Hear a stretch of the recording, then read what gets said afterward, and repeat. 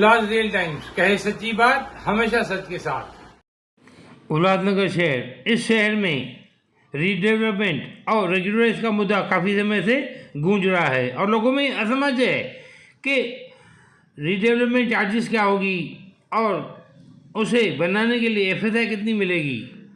महाराष्ट्र राज्य सरकार द्वारा यह मुद्दा पारित होने के बाद यहाँ के लोगों को कभी एफएसआई में कमी नजर आई तो कहीं रेट्स में बढ़ोतरी नजर आई, यानी कि यहाँ के लोगों को रेगुलराइज के रेट्स ज़्यादा लग रहे थे। ऐसे में कई सजेशंस एंड ऑब्जेक्शंस महाराष्ट्र सरकार को यहाँ के प्रतिनिधियों द्वारा सौंपे गए और आखिरकार जनता का ख्याल रखते हुए, उल्लासनगर शहर की जनता का ख्याल रखते हुए महाराष्ट्र सरकार ने एफएसआई में बढ़ोतरी और रेगुलराइज की रेट्स में कमी का निर्णय ले लिया है, जिसकी घोषणा उल्लासनगर महानगर पालिका के आयुक्त अजीत शेख ने प्रेस कॉन्फ्रेंस बुला के कर दी और साथ में ही उन्होंने इस पेंडिंग पड़े हुए मुद्दे को प्रैक्टिकली कैसे इम्प्लीमेंट करना है यह भी उन्होंने घोषणा की है। और साथ ही साथ उल्लासनगर महानगर पालिका के टाउन प्लानर मिस्टर प्रकाश मूले ने भी कुछ इम्पोर्टेंट जानकारी दी है क्लस्टर डेवलपमेंट के बारे में, यानी कि जो थमा हुआ रेगुलराइज और रीडेवलपमेंट का मुद्दा था वह गति पकड़ रहा है और उसे गतिशील बनाने के लिए मनपा आयुक्त अजीत शेख पूर्ण रूप से प्रयास कर रहे हैं। आइए जानते हैं मनपा आयुक्त अजीत शेख से कि किस तरह एफएसआई में बढ़ोतरी और रेट्स में कमी की गई है और किस तरह से प्रैक्टिकल इम्प्लीमेंट करना है रेगुलराइज और रीडेवलपमेंट को। कुछ महीनों पहले गवर्नमेंट ऑफ महाराष्ट्र ने जो नागपुर का जो अधिवेशन था वहाँ पर एक बिल पारित किया था 2022 उसका नाम है, और जिसमें जो उल्लासनगर सिटी के जो धोखादायक बिल्डिंग्स है उसको रेगुलराइजेशन करने के लिए या उसका रीडेवलपमेंट के लिए या उसके क्लस्टर डेवलपमेंट के लिए कुछ प्रोविजंस पारित किए गए हैं। उसके अलावा कंपाउंडिंग जो चार्जेस पहले ज़्यादा थे उसको भी कम किया गया है। अभी 2200 रुपये पर स्क्वायर मीटर का जो रेट निश्चित किया गया है। उसके अलावा और भी जो कुछ डिसीजंस लिए गए थे इस कानून में, उसकी जानकारी देने के लिए आज का ये सेशन हमने यहाँ पे आयोजित किया गया था। एक्चुअली हमको अभी ये एक्चुअल प्रैक्टिकली काम शुरू करना है। हमारे जो टाउन प्लानिंग ऑफिसर है मुले साहब, इन्होंने सभी जानकारी यहाँ पर दी है। कुछ लोगों के कुछ क्वेश्चंस भी आए थे, कुछ क्वेरीज भी आए थे, उसको भी उन्होंने अच्छी तरीके से जानकारी दी है। और इसके जो फॉर्म्स है उसका हम ऑनलाइन पोर्टल बना रहे हैं, जिसकी प्रक्रिया हम एजेंसी अपॉइंट कर वो जल्दी से हम बनाने की हमारी कोशिश है। लेकिन तब तक काम में कोई रुकावट ना हो इसके लिए ऑफलाइन भी हम एप्लीकेशंस प्राप्त करेंगे और उसके अनुसार आगे की जो प्रक्रिया है उसको हम गति देंगे। देखिए, जो 2200 रुपये जो स्क्वायर मीटर का जो रेट है ये कंपाउंडिंग चार्जेस है, जो महापालिका की तरफ से जब ये फॉर्म डी इशू किया जाएगा तो ये 2200 रुपये प्रति स्क्वायर मीटर का, जो तकरीबन 220 रुपये पर स्क्वायर फीट का रेट आता है, वो फिक्स किया गया है।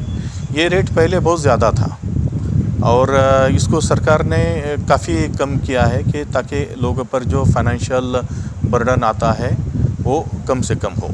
रहा जो ज़मीन का, अगर स्टेट गवर्नमेंट की ज़मीन है तो उसके बारे में जो उसका भी क्या देना पड़ेगा क्या, तो उसके बारे में पूरी जानकारी लेने के बाद ये हम आपको कमेंट करेंगे। आज की जो सभा रखी गई थी वो रेगुलेशन एक्ट में जो विंटर असेंबली सेशन में जो नया एक्ट नंबर 35 पास हो गया है, जिसमें पुराने 2006 के एक्ट में जो भी इरेगुलरिटीज़ रह गई थी वो कम करने के लिए किया है। पिछले एक्ट में सबसे ज़्यादा वो जो ये था कि जो अपना कंपाउंडिंग चार्ज था वो बहुत ज़्यादा भरने को आता था। फिर एफएसआई में 4 का रिस्ट्रिक्शन था, वो बढ़ाने की बहुत दिन से मांग थी और काफ़ी सारी मांगे थी। उसमें से गवर्नमेंट ने जो डिसीजन लिया है उसके हिसाब से जो एक्ट पारित हुआ है उसके मैं 3 क्लॉजेस में आपको एक्सप्लेन करता हूँ। एक तो जो एफएसआई है वो 4 की मर्यादा बढ़ा के 4 प्लस एंसिलरी 60%, मतलब मैक्सिमम 6.4 तक ये एफएसआई बढ़ाया गया है। दूसरा कंपाउंडिंग चार्जेस पे जो ये हर चीज़ के लिए 10%, 20%, 30% ऐसे अलग अलग क्लॉजेस के लिए और मार्केट रेट से रिलेटेड ऐसा कंपाउंडिंग चार्जेस का रेट लगाया गया था, वो छोड़ के 2200 रुपये प्रति स्क्वायर मीटर ये किया गया है। तीसरी बात है कि जो बिल्डिंग डेवलप नहीं हो सकती है, जो बिल्डिंग रेगुलराइज नहीं हो सकती है, वो बिल्डिंग के लिए क्लस्टर डेवलपमेंट को ये दे रही है। क्लस्टर डेवलपमेंट ये नया कंसेप्ट है, मतलब इंडिया के लिए नया नहीं है, अपने लिए नया है। तो क्या होता है कि क्लस्टर ये डेवलप ऐसे रहता है कि अगर हम लोग छोटे छोटे प्लॉट डेवलप करते हैं तो डीपी का इम्प्लीमेंटेशन नहीं होता है, वहाँ पर जो लोग हैं उनका इंटरेस्ट सर्व करना नहीं होता है, उनको रिहाब करना पॉसिबल नहीं होता है।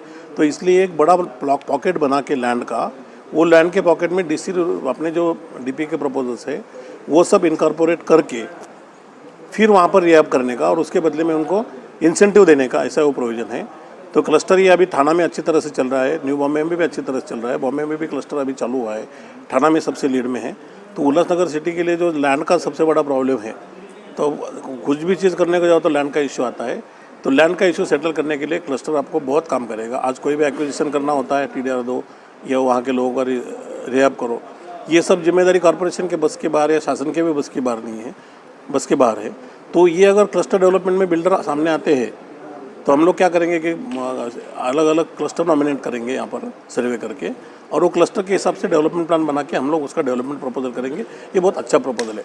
दूसरा ये एक्ट में लिया गया है कि SRA पे वो अपने को जोर देने का है। SRA बाकी सिटी में अच्छी तरह से चल रहा है, बॉम्बे में मैक्सिमम डेवलपमेंट SRA की वजह से हुआ है। तो SRA कॉर्पोरेशन अपने म्यूनसिपलिटी में लाने के लिए गवर्नमेंट ने डिसीजन बहुत दिन पहले हुआ है।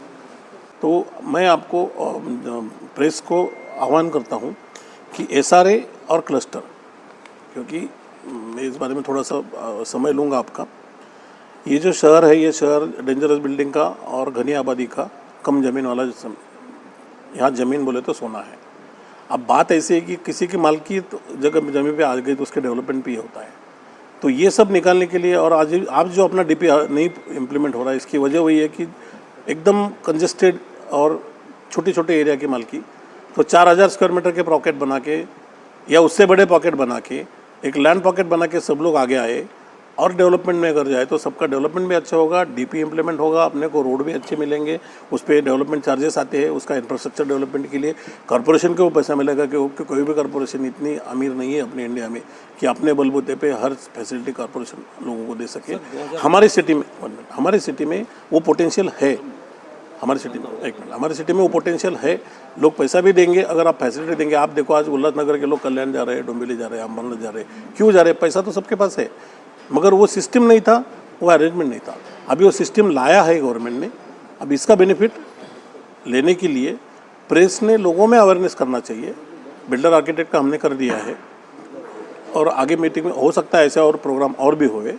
हम लोग SRA के लिए भी जैसे सामने बोला वैसे भी मीटिंग कर रहे हैं। तो SRA और क्लस्टर ये अगर आप लोग पुल इम्प्लीमेंट करेंगे तो ये शहर में डेंजरस बिल्डिंग का सवाल नहीं रहेगा, ऐसा मेरा कहना है, मेरा सोचना है। और इसी तरह रेगुलराइज और रीडेवलपमेंट के बारे में हम आपको जानकारी देते रहेंगे। धन्यवाद।